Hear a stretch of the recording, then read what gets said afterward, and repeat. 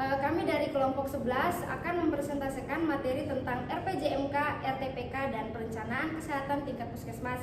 Sebelum itu, kami akan memperkenalkan diri kami masing-masing, dimulai dari saya, Sistika Munordina. Saya Rika Astrita Reski. Saya Sundari Triamanda. Dan saya Wada Nur Silmi. Oke, langsung saja kami akan mempresentasikan materi yang akan kami bawakan. Baik, di sini saya akan menjelaskan mengenai rencana pembangunan jangka menengah di bidang kesehatan atau RPJMK. RPJMK merupakan dokumen perencanaan yang memuat program-program pembangunan kesehatan yang akan dilaksanakan oleh Kementerian Kesehatan dan menjadi acuan dalam penyusunan perencanaan tahunan.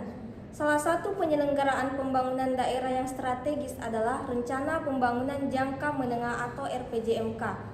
Dalam proses penyusunan RPJMK terdiri dari 5 tahapan. Yang pertama, penyusunan rancangan awal RPJMK. Yang kedua, penyusunan rancangan selanjutnya RPJMK.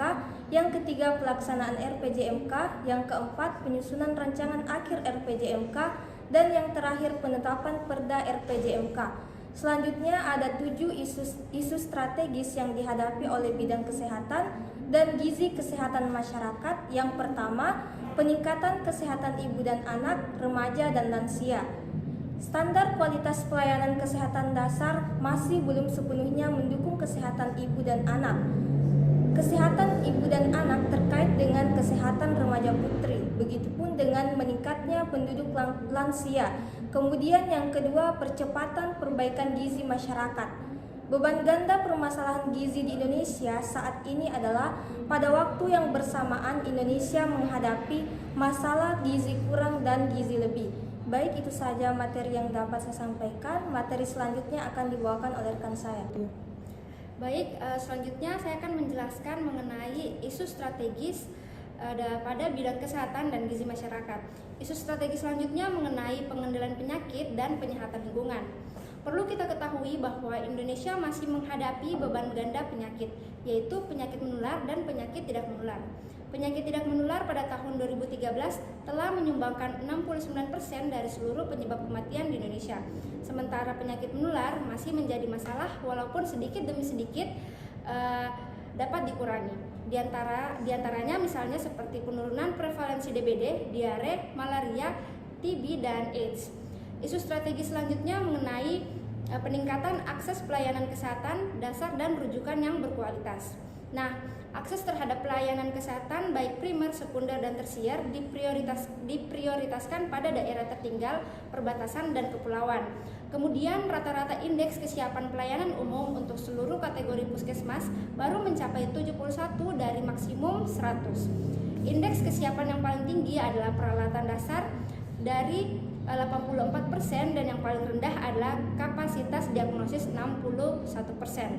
Faktor penyebabnya yaitu diantaranya misalnya seperti kendala geografis, disparitas pembangunan antar daerah, dan DTPK. Isu strategis selanjutnya mengenai pemenuhan ketersediaan farmasi, alat kesehatan, dan pengawasan obat dan makanan. Nah, permasalahan pada bidang farmasi, alat kesehatan, dan pengawasan obat dan makanan ini cukup kompleks, di mana masalah tidak saja pada produksinya ataupun distribusi dan penggunaannya, tetapi juga pada tingkat perencanaannya dan sistem informasinya. Kemudian ketersediaan obat dan vaksin secara umum telah cukup baik yang mencapai 96,93% pada tahun 2013, tetapi ketersediaan di fasilitas pelayanan kesehatan dasar masih belum memadai. Begitu juga dengan penggunaan obat generik di sarana kesehatan terus meningkat, tetapi penggunaan obat rasional di sarana pelayanan kesehatan dasar pemerintah baru mencapai sebanyak 61,9%. Isu strategi selanjutnya mengenai pemenuhan sumber daya manusia kesehatan. WHO merekomendasikan rasio ketersediaan dokter sebanyak 10/10.000 penduduk. Di Indonesia, ketersediaan dokter masih 2/10.000 penduduk. Hal ini juga diiringi dengan jenis tenaga kesehatan lainnya. Kekurangan tenaga kesehatan tidak saja terjadi di fasilitas pelayanan primer, tetapi juga di tingkat rujukan. Selanjutnya, saat ini jumlah perguruan tinggi kesehatan semakin meningkat. Hal ini menjadi tantangan tersendiri untuk dapat menjamin kualitas dan kompetensinya. Nah, tidak meratanya sebaran tenaga kesehatan selain dipengaruhi oleh kondisi geografis Indonesia, yang sulit juga terjadi akibat sistem rekrutmen dan formasi tenaga yang tidak sama antar daerah. Begitu juga dengan penempatan tenaga kesehatan di DTPK, belum sepenuhnya didukung dengan regulasi di tingkat daerah, dukungan finansial dan fasilitas non-finansial yang memadai. Selanjutnya, isu strategi selanjutnya mengenai peningkatan promosi kesehatan dan pemberdayaan masyarakat. Nah, upaya peningkatan promosi kesehatan erat kaitannya dengan ketersediaan tenaga kesehatan dengan keahlian promosi kesehatan, wawasan promosi kesehatan dari tenaga kesehatan lainnya, serta lingkungan strategis di luar kesehatan untuk mendukung kebijakan berwawasan kesehatan yang masih terbatas. Kemudian, tantangan utama dalam promosi kesehatan adalah keberlanjutan pembangunan kesehatan dan sektor-sektor lain sehingga peran serta sektor lain dalam promosi kesehatan dan pemberdayaan masyarakat juga meningkat. Mungkin itu saja materi dari saya. Selanjutnya akan dijelaskan oleh rekan saya. Selanjutnya, Rencana Tahunan Pembangunan Kesehatan atau RTPK. Pembangunan kesehatan nasional adalah upaya peningkatan derajat kesehatan masyarakat Indonesia yang dilakukan secara berkelanjutan, berlandaskan kemampuan nasional dengan memanfaatkan sumber daya yang ada serta dengan memperhatikan tantangan global maupun lokal spesifik. Untuk mendukung terwujudnya upaya yang berkesinambungan tersebut harus mengacu pada Undang-Undang Nomor 25 Tahun 2004 tentang Sistem Perencanaan Pembangunan Nasional.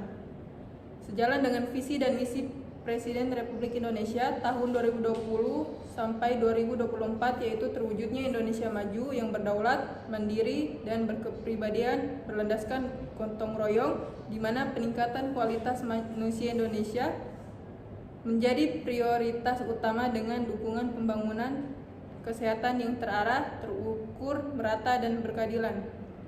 Pembangunan kesehatan bertujuan meningkatkan kesadaran, kemauan, dan kemampuan hidup sehat bagi setiap orang agar terwujud derajat kesehatan yang setinggi-tingginya. Tahun 2020 merupakan tahun pertama pelaksanaan Rencana Pembangunan Jangka Menengah Nasional atau RPJMN tahun 2020 hingga 2024 dan juga Rencana Strategis atau Renstrat Kementerian Kesehatan tahun 2020 hingga 2024 dan Pembangunan Jangka Panjang Nasional yang sangat penting dan strategis RPJMN tahun 2020 hingga 2024 akan mempengaruhi pencapaian target pembangunan dalam RPJN, di mana pendapatan per kapita Indonesia akan mencapai tingkat kesejahteraan serta dengan negara berpenghasilan menengah atas yang memiliki kondisi infrastruktur kualitas sumber daya manusia, pelayanan publik serta kesehatan rakyat yang lebih baik. Rencana Strategis Kementerian Kesehatan tahun 2020 hingga 2024 dirancang untuk memenuhi kebutuhan pelayanan dasar berupa kesehatan bagi masyarakat Indonesia. Pemenuhan pelayanan dasar itu tertuang dalam Rencana Pembangunan Jangka Menengah Nasional atau RPJMN tahun 2020 hingga 2024. Dalam Rakernas tahun 2020 ada 5 fokus masalah kesehatan yang menjadi pokok pembahasan. Kelima fokus tersebut adalah terkait dengan angka kematian ibu dan anak, pengendalian stunting, pencegahan dan pengendalian penyakit, gerakan masyarakat sehat atau GERMAS, dan tata kelola sistem kesehatan. Rencana Kerja Tahunan atau RTK merupakan dokumen perencanaan tahunan yang digunakan sebagai acuan dasar pelaksanaan program dan kegiatan yang akan dilaksanakan.